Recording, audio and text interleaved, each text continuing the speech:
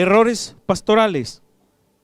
Número 1, dejar a nuestro padre y cobertura espiritual. Génesis 13:6 al 7. Y la tierra no era suficiente para que habitasen juntos. Está hablando de Abraham y su sobrino Lot, pues sus posesiones eran muchas y no podían morar en un mismo lugar. Verso 7. Y hubo contienda entre los pastores del ganado de Abraham y los pastores del ganado de Lot. Y el cananeo y el fereceo habitaban entonces en la tierra. Escúcheme bien. ¿Quién era Abraham? Abraham era tío de Lot.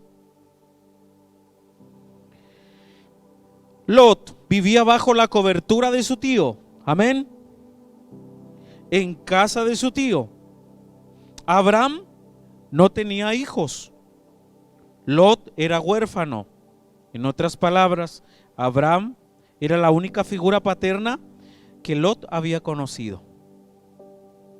La Escritura nos enseña que una de las primeras veces que hubo conflicto entre personas fue entre pastores. Abraham era rico, tenía muchas posesiones, mucho ganado, pero también dice la palabra que Lot, de la nada, de principio, de no tener nada, comenzó a crecer, comenzó a multiplicar su ganado, sus bienes. Comenzó a crecer tanto Lot que la tierra no era suficiente para ambos. ¿Qué significa la palabra Lot? La palabra Lot en hebreo significa cobertura, significa cubierta o significa velo, cobertura. Quiere decir que Lot creció tanto, hablando en sentido figurado, en alegoría. Lot creció tanto que él comenzó a dar cobertura. Lot ya no era un pastor normal, sino que ya comenzó a manifestar un espíritu apostólico y comenzó a dar cobertura. Cuando Lot vio que su crecimiento, el crecimiento que él tenía, ya podía dar cobertura, se fue de la cobertura de su padre espiritual, que era Abraham. Génesis 13:11. Leamos todos juntos. Entonces Lot escogió para sí la llanura del Jordán, y se fue Lot hacia el oriente, y se apartaron el uno del otro. Abraham acampó en la tierra de Canaán, en tanto que Lot habitó en las ciudades de la llanura, y fue poniendo fuerte sus tiendas hasta Sodoma. Yo creo que todos conocemos el final de Sodoma y Gomorra. No es necesario que lo expliquemos. Amén. Lot perdió todos sus bienes, pastores y ganados, por tomar una mala decisión: irse de su cobertura espiritual original, irse del lado de su padre espiritual. ¿Cuántas cosas se hubiesen evitado? ¿Cuántas pérdidas? Pérdidas familiares, pérdidas económicas, etcétera, si él no hubiese tomado la mala decisión de abandonar su cobertura espiritual. Diga conmigo: mi propósito está conectado a paternidad espiritual. ¿Quién es un padre espiritual? Letra A. Un padre espiritual es uno que ha rescatado, que ha sanado, todos juntos, que ha dado identidad, valor y significado a su hijo espiritual. Letra B. ¿Quién es un padre espiritual? Es uno que ha creído en su hijo espiritual cuando nadie creía en él.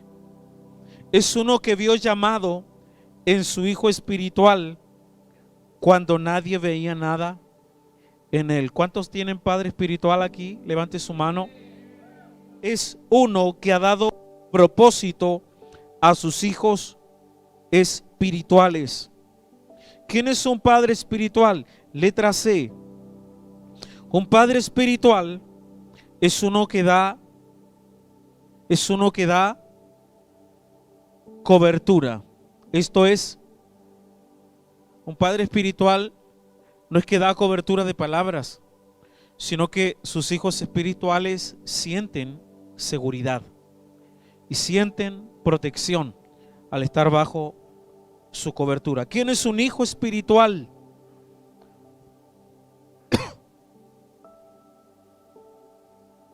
Letra A. Un hijo espiritual es una persona que ha sido dada a luz por sus padres en el Espíritu y ha entrado, leamos todos juntos y así que entre, mastíquelo bien, y ha entrado en un pacto con ellos de nunca traicionarlos o abandonarlos.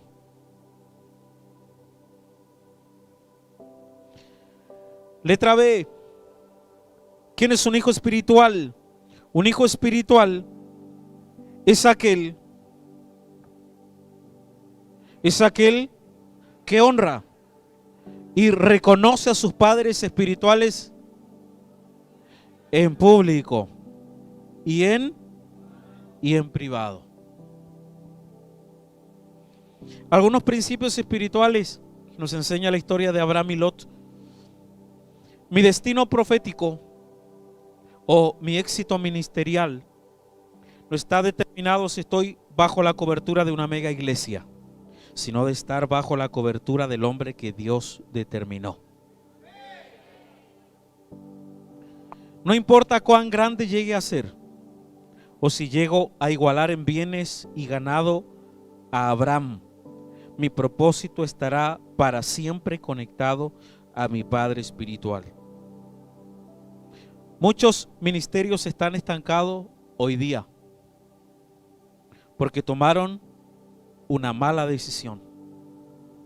Decidieron irse a Sodoma, la tierra que Dios nunca determinó para ellos. Una tierra o un ministerio aparentemente próspero, pero que Dios nunca los mandó a ir. Errores pastorales. Número 1, dejar a nuestro Padre y a nuestra cobertura espiritual. Número 2, diga conmigo, trasquilar las ovejas. Primera de Samuel 25:2.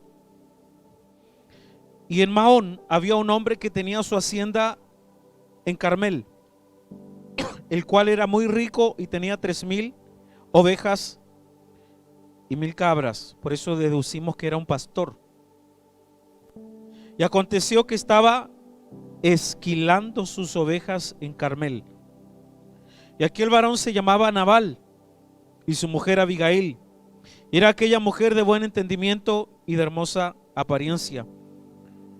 Pero el hombre que esquilaba sus ovejas, Nabal, era duro y de malas obras y era del linaje de Caleb.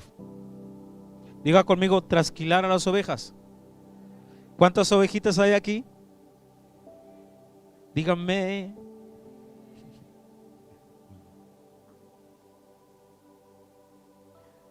La palabra habla de un hombre llamado Nabal que al parecer era pastor de ovejas. La versión, la Biblia de las Américas no dice esquilando, dice trasquilando las ovejas. Existe una diferencia entre esquilar y trasquilar. ¿Hay alguien aquí que haya trabajado en algún momento en la esquila o que tenga conocimiento de ovejas? ¿Sí? Yeah. Usted me corrige si me equivoco.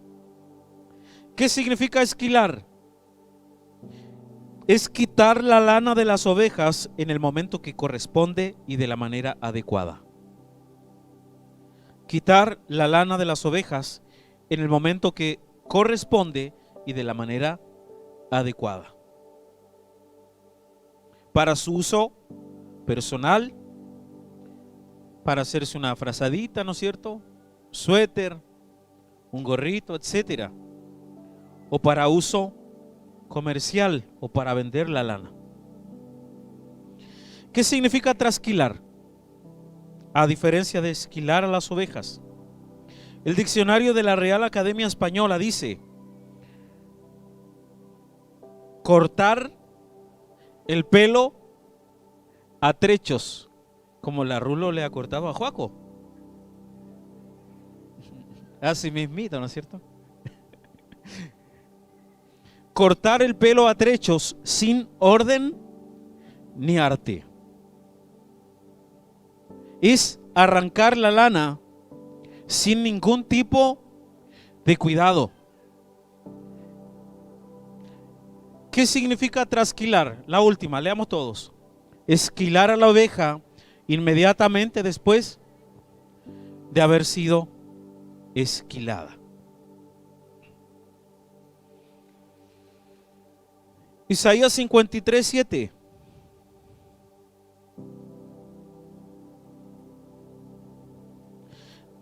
Leamos todos juntos.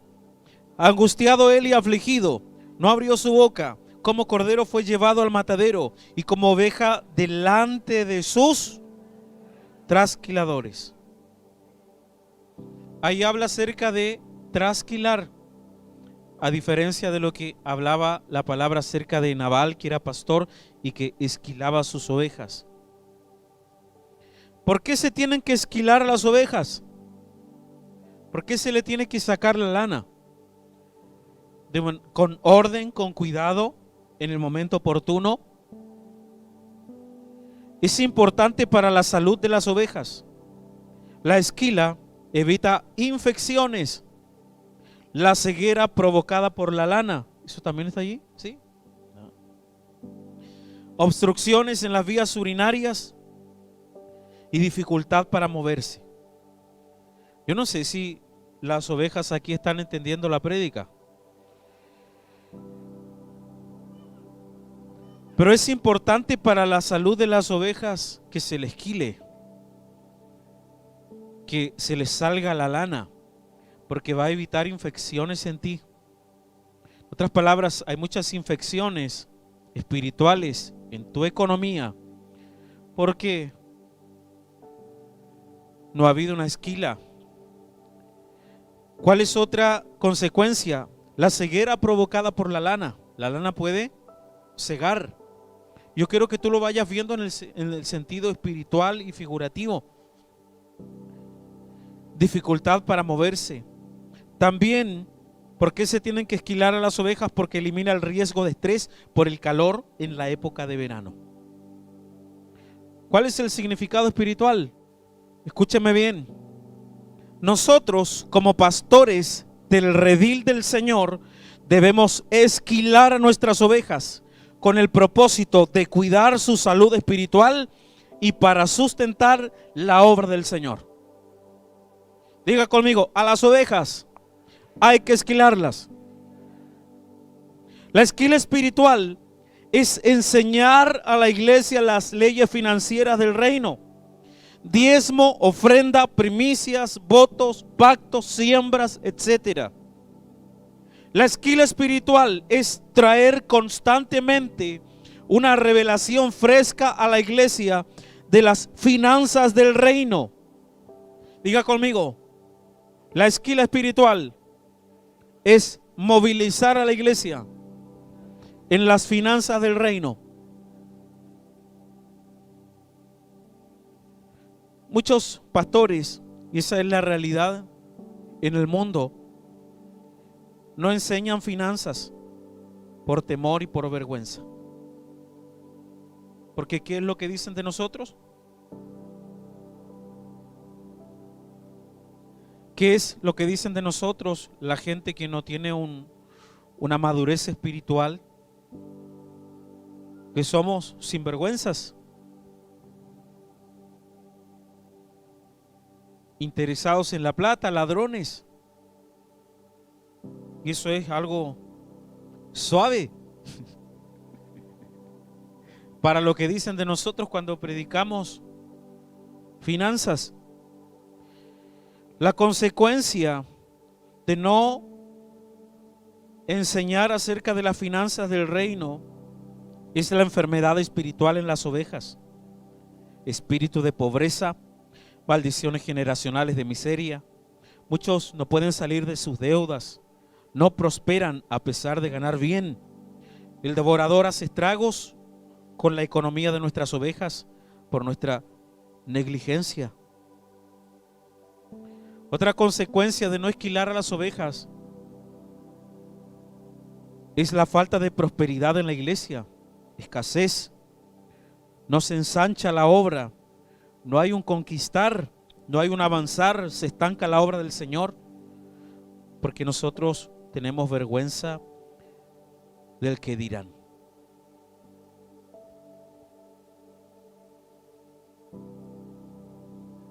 ¿Por qué no se debe trasquilar a las ovejas?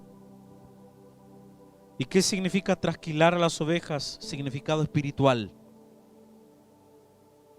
¿Por qué no se debe trasquilar a las ovejas? Porque se hiere la oveja y se echa a perder la lana. ¿Por qué no se tiene que trasquilar a la oveja?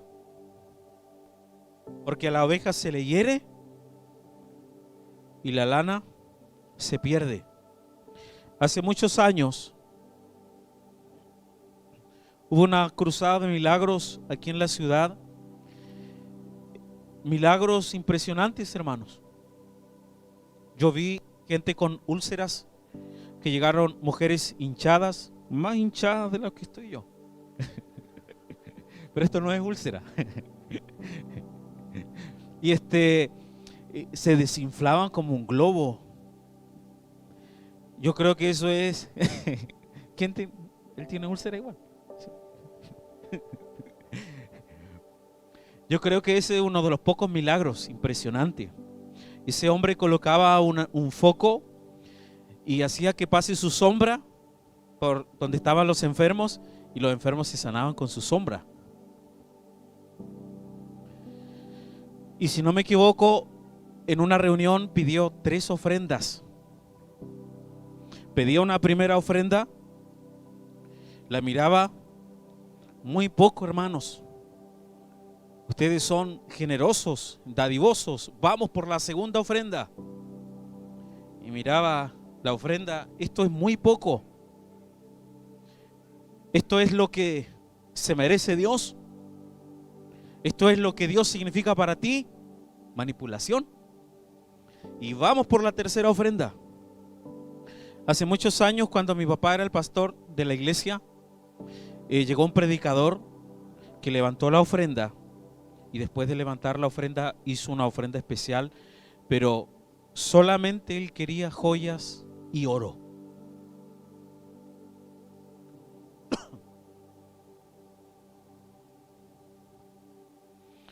Los profetas que profetizan palabras bonitas para que el pueblo suelte la lana. Pastores que exigen o demandan la honra del pueblo. Pastores que exigen, la honra no se exige, porque la honra tiene que salir del corazón del pueblo. No se exige la honra, pero hay pastores que exigen y que demandan honra. La honra no se exige, porque si se exige deja de salir del corazón. Nosotros hemos sido presa, por decirlo así, de trasquiladores, profetas trasquiladores, que han dicho palabras como: el día de mañana, cuando tu hijo salga campeón de tal campeonato, porque va a salir, tú me vas a traer una gran ofrenda de 100,000 pesos. Me tienes que depositar a mi cuenta tal ofrenda y tal ofrenda. Eso es trasquilar al pueblo.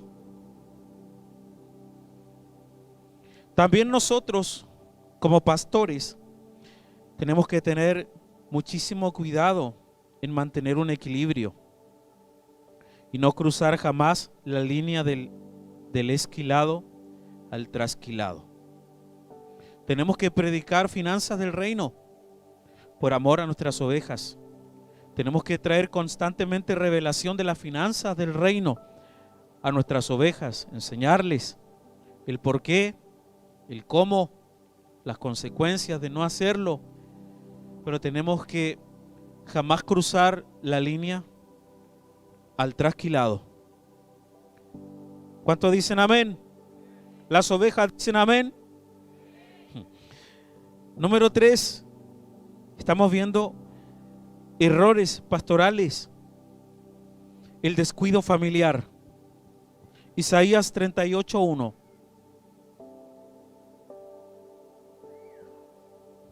En aquellos días Ezequías enfermó de muerte, y vino a él el profeta Isaías, hijo de Amós, y le dijo: Jehová dice así, todos juntos.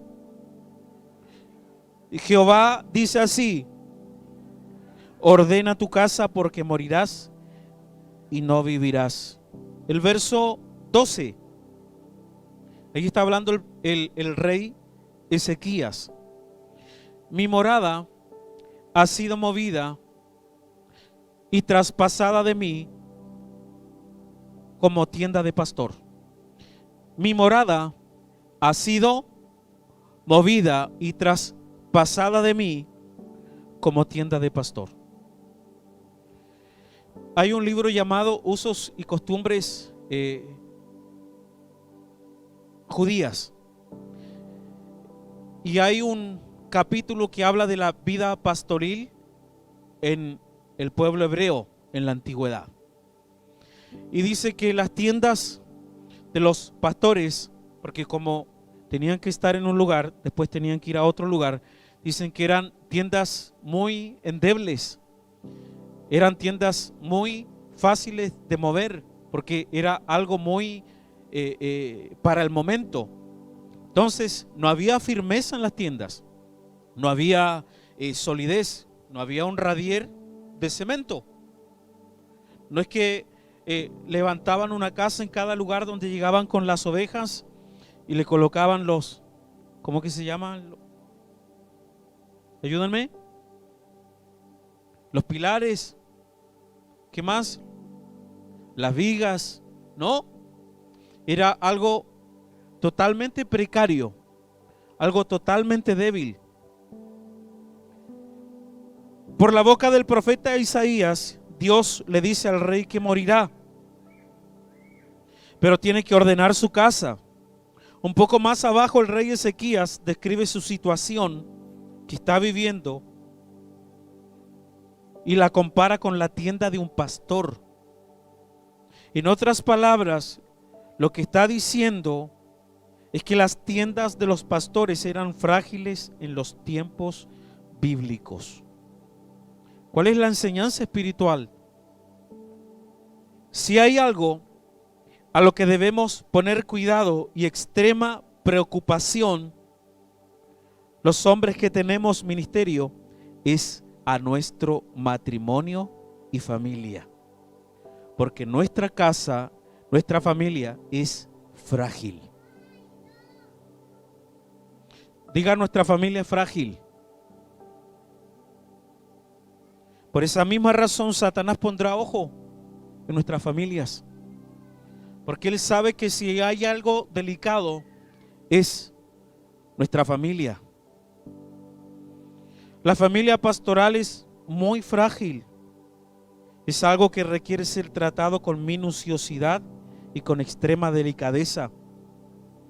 Hay dos áreas donde Dios nos pide ser hallados fieles. Diga conmigo, área ministerial.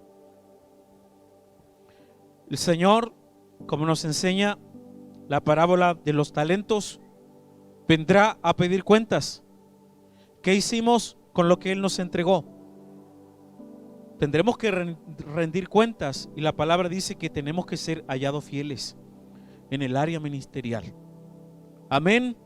Haber ganado almas, haber formado discípulos, etcétera.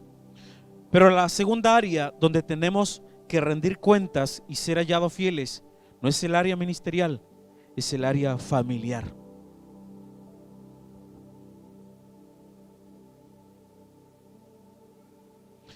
Diga conmigo, levante su mano bien arriba y que entre a su espíritu Y diga conmigo, el carácter sostiene el ministerio.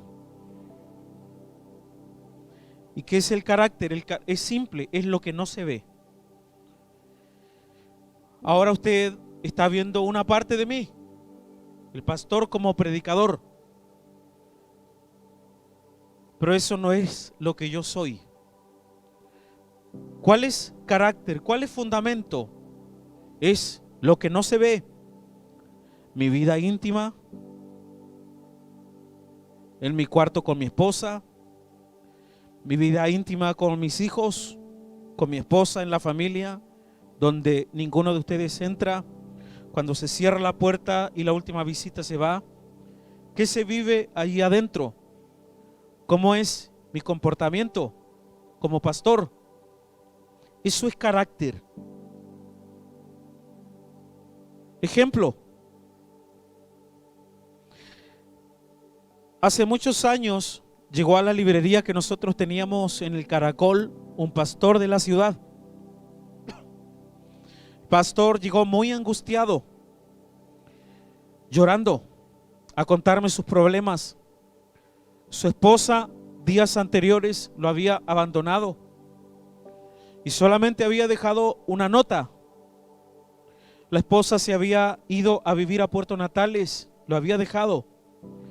Y en la nota decía: quédate con tu iglesia, con tus hermanos. La mujer nunca más volvió. El hombre, recuerdo que trató de ir a nuestra iglesia, fue a unos cultos, estuvo con nosotros un año nuevo, si no me equivoco, pero al final sucumbió ante esa gran lucha que estaba viviendo y no lo pudo soportar. Terminaron separados. Hace unos meses lo vi con otra mujer y con hijos de esa mujer ya grandecitos.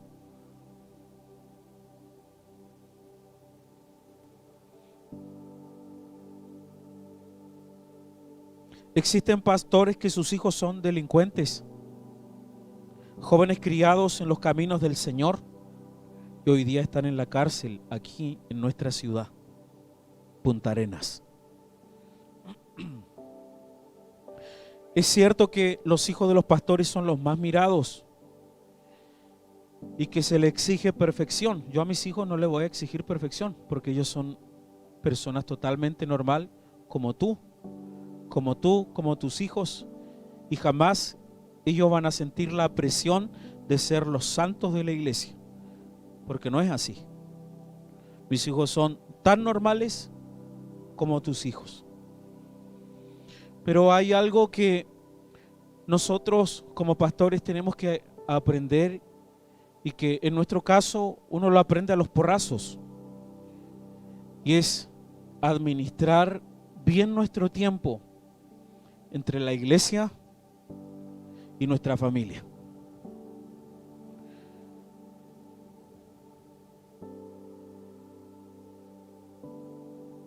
¿Qué problemas pasarán en los hogares de los pastores para que los hijos de los pastores que se crecieron de pequeñitos, que nacieron en las bancas de las iglesias de sus papás, que se crecieron en los cultos, que tocaron en los cultos, qué habrá pasado allí? Que cuando son grandes odian la iglesia. Odian la iglesia, pero no odian a Dios. Pero odian la iglesia, en muchos casos odian a Dios. Por eso, a nosotros como pastores, yo creo firmemente que el Señor nos ha dado, y viene incluida cuando nos llamó, la sabiduría para saber administrar bien nuestro tiempo. No solamente administrar bien nuestro tiempo, sino que también no ser buenos padres y tratar con ternura a nuestros hijos espirituales y tratar con rudeza a nuestros hijos naturales. Porque eso es una apariencia. Tratar con dulzura a nuestros hijos espirituales, pero ser toscos y ser rudos con nuestros hijos naturales. Por eso, errores pastorales, el descuido familiar. Dice Dios a Ezequías: ordena tu casa. Y cuando analizamos el reinado de Ezequías, nos daremos cuenta que fue un rey temeroso de Dios. La palabra nos dice que Ezequías fue un mal rey. La palabra dice que Ezequías, Dios alaba a Ezequías. Dios le dice que era un rey temeroso de Dios. Mira lo que dice la palabra de Ezequías. Dios hablando de Ezequías, escúcheme. Ni después ni antes de él hubo otro como él entre los reyes de Judá. Eso dice la palabra de Ezequías. Jamás hubo uno como él, ni antes ni después. En otras palabras, Dios le está diciendo: fuiste muy buen pastor, pero un pésimo esposo y un pésimo padre. Excelente en público, pero terrible en el secreto.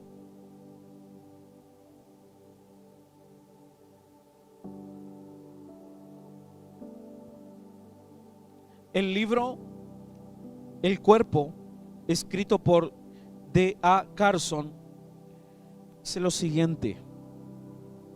El título es: ¿existen pastores con el matrimonio destruido en el ministerio? Dice: el grupo social que más se divorcia en el mundo hoy día es el pastoral. Pastores que predican sobre matrimonio, pero tienen un matrimonio destruido. Dan consejería a parejas en crisis, pero no aplican esos principios a su relación conyugal. Pastores que son amables con su iglesia, pero amargos con su esposa. Tolerantes con las ovejas, pero implacables con sus hijos. Pastores que son delicados con las ovejas, pero ásperos con sus hijos. Amables con sus discípulos, pero rudos con su esposa. Tiernos con los hijos de los demás, pero toscos con sus propios hijos. Levante su mano, iglesia.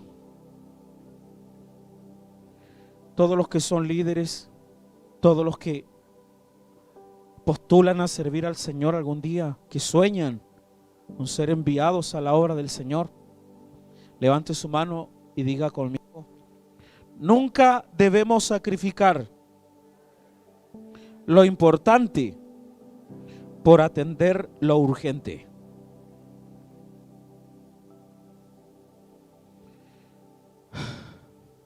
¿Cuánto dicen amén? Amén.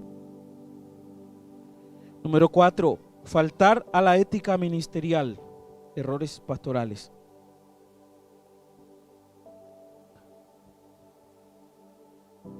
Primera de Reyes 11:1.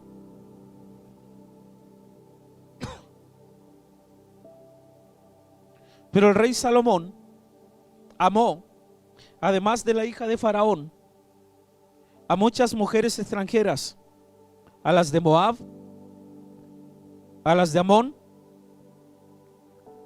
a las de Edom, a las de Sidón y a las Eteas, gentes de las cuales Jehová había dicho a los hijos de Israel: no os llegaréis a ellas, ni ellas se llegarán a vosotros, porque ciertamente harán inclinar vuestros corazones tras sus dioses. A estas pues se juntó Salomón con amor. 3. ¿Cuántas mujeres tuvo Salomón? 700 mujeres reinas y 300 concubinas, y sus mujeres desviaron su corazón. Verso 4. Cuando Salomón era ya viejo,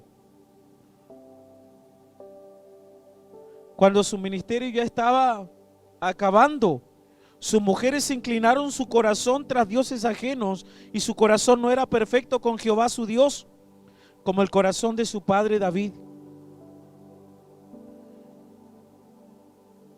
Después de muchos años de ministerio, su corazón se desvió del camino del Señor. Por eso tenemos que cuidarnos hasta el final de nuestros días. No confiar jamás en los años o en la experiencia que tengamos en el ministerio. Salomón es el ejemplo que podemos pasar toda una vida sirviendo correctamente al Señor, pero al final de nuestra carrera desviar nuestro corazón y terminar muy mal nuestra carrera ministerial. Pero esto no partió aquí, esto tuvo un inicio. ¿Dónde partió este desorden sexual, sentimental de Salomón? Esto partió con la llegada de la reina de Saba, Primera de Reyes 10:1. Antes de la reina de Saba, Salomón no tenía estos problemas. Oyendo la reina de Saba la fama de Salomón, la fama que Salomón había alcanzado por el nombre de Jehová, vino a probarle ¿con qué? Más fuerte, vino a probarle con preguntas difíciles. Y vino a Jerusalén con un séquito muy grande, con camellos cargados de especias y oro en gran abundancia y piedras preciosas. Y cuando vino a Salomón, le expuso todo lo que en su corazón tenía. Verso 3. Todos juntos, por favor. Salomón le contestó todas sus preguntas.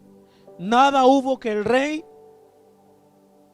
no le contestase. En otras palabras, vino a pedir consejería y el hombre le dio su buena consejería. Verso 13. El rey Salomón dio a la reina de Saba todo lo que ella quiso, todo lo que le pidió, además de lo que Salomón le dio, y ella se volvió y se fue a su tierra con sus criados. Y la historia dice que se fue con un regalito para su tierra, que se fue embarazada.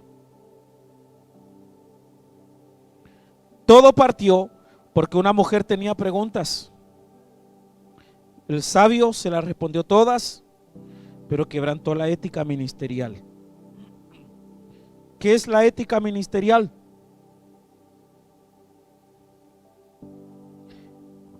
Es un conjunto de normas que rigen a los ministros cristianos, sean apóstoles, profetas, pastores, maestros, evangelistas, en la esfera de las motivaciones de su corazón, como en la de sus acciones. Un conjunto de normas que nos rigen y que determinan su conducta en relación con Dios, con la sociedad, con nuestra familia, con la iglesia y con nuestra denominación a la que pertenecemos. No sé si puedes colocarme la definición allí,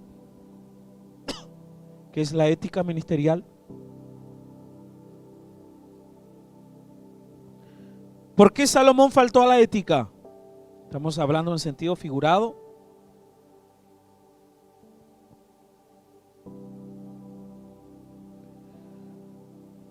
¿Por qué Salomón faltó a la ética? Los líderes pongan atención. Porque aconsejó a solas a una mujer. Porque la ética ministerial dice que un hombre no puede aconsejar a solas a una mujer. Lo debe hacer en compañía de su esposa o hacerlo en un lugar público. Eso dice la ética. ¿Por qué Salomón faltó a la ética? Porque ministró a una mujer. La ética ministerial dice: hombres ministran hombres y mujeres ministran mujeres. Hay pastores que yo quiero que usted me ministre. Yo quiero que a solas usted me pueda ministrar. Hay pastores que necesitan un consejo. ¿Usted se imagina un consejo en el área sexual? Un problema en el área sexual de una mujer, estando solos. Eso es faltar a la ética. ¿Cuál es nuestra ética? El pastor aconseja a una mujer en público, si es en privado con alguien que esté presente. Pero hay temas delicados de mujeres que solo le competen a la pastora ministrar, de ninguna manera al pastor. Cuando una hermana nos pide que la llevemos a su hogar y es de noche, la hermana debe sentarse atrás. Pero si es posible que la lleve otro hermano y que el hermano vaya acompañado, eso sería lo mejor. Ejemplos. En una iglesia X, una hermana se acercó al pastor para pedirle consejo y le dijo lo siguiente: pastor, ore por mí, necesito oración, porque siempre lo he visto como mi pastor, pero ahora lo veo sin su vestidura sacerdotal. Qué poético suena. Hace muchos años aquí en la ciudad había una iglesia muy próspera que creció muy rápidamente. Cuando vino la Visión Celular a presentarse, desde Santiago unos pastores vinieron a presentar el gobierno de los 12 a la ciudad. Fue la primera iglesia que adoptó la visión en su congregación y comenzaron a experimentar un crecimiento explosivo en su iglesia. Hacían culto en un gimnasio céntrico de nuestra ciudad, una iglesia hermosa, una iglesia maravillosa. Pasaron los años y fue triste saber de que el pastor había cometido adulterio con una discípula. Pero ese adulterio no partió de la nada. Sin duda que se faltó a la ética. Se hicieron cosas, aconsejamientos que no tendrían que haberse hecho. Quizás hubieron descuidos en el área familiar, en el área matrimonial, que no tendrían que haber sucedido. Fue un golpe duro para todos los que lo conocíamos. El pastor siguió ministrando la iglesia sin ningún tipo de restauración. En ese entonces todos los que lo conocíamos lo hallamos malo, porque él tendría que haber tenido un tipo de restauración. No podría haber seguido ministrando. Creo que pasó un año y volvió a caer en adulterio. Cuento corto, la iglesia se destruyó. Y hace unos días atrás, cuando tuvimos un evento evangelístico de la fundación, hubo cantando un hombre aquí que era cantante y ministro de alabanza de esa iglesia. Él se encontró con Sofía en su trabajo. Comenzaron a conversar. Sofía le dijo que venía a esta iglesia. Él dijo que me conocía, que éramos amigos. Y efectivamente somos conocidos. Sofía lo invitó a la iglesia. Dijo: no, yo no quiero absolutamente nada con la iglesia. Con Dios estoy bien, pero con iglesia y con pastores yo no quiero absolutamente nada. Era un semejante ministro de alabanza. Ese día yo pensaba en todo lo que sucedió en esa congregación. Él vino a cantar a este lugar. Él no venía a cantar canciones cristianas. Él venía a traer su repertorio secular. Yo lo vi muy tocado en el evangelismo allí. Y cuando él subió, él manifestó el fuego que está dentro de él, que en algún momento ardió y que no se puede apagar aún. Esas cenizas del fuego, del llamado de Dios. Él subió a este lugar y él tenía que cantar otras canciones. Y él cantó la canción de 3x1, Soy barro. Capaz que para ustedes no fue importante, pero yo que conozco la historia, para mí fue impactante y hubo un quebrantamiento en mi corazón. Porque yo sé que ese hombre anhela servir a Dios, pero está decepcionado de la iglesia. Hace muchos años, un pastor de aquí de la ciudad, muy talentoso en el área de la música, muy carismático. Todos los que lo escuchaban predicar decían que era la copia fiel de Dante Gebel.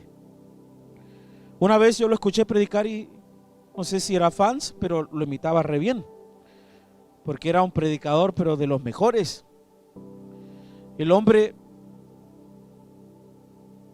tuvo relaciones sexuales con una menor de edad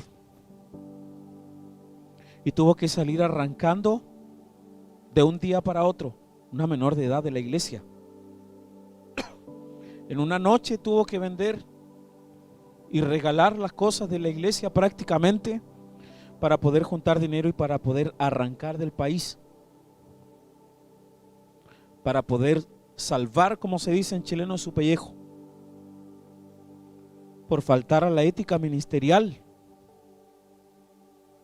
por escuchar palabras que no tenías que escuchar a solas y en privado con mujeres, por ministrar a mujeres a solas y quizás teniendo problemas matrimoniales,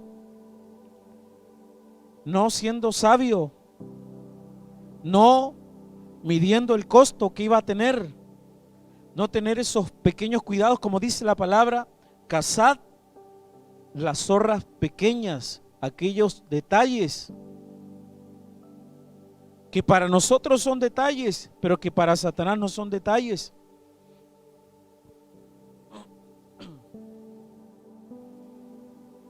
El libro de Pastor a Pastor dice: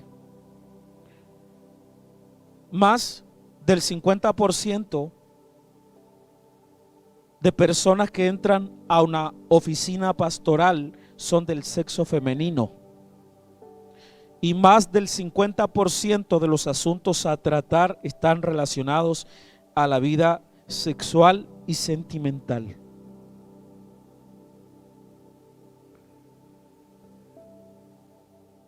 Pónganse de pie.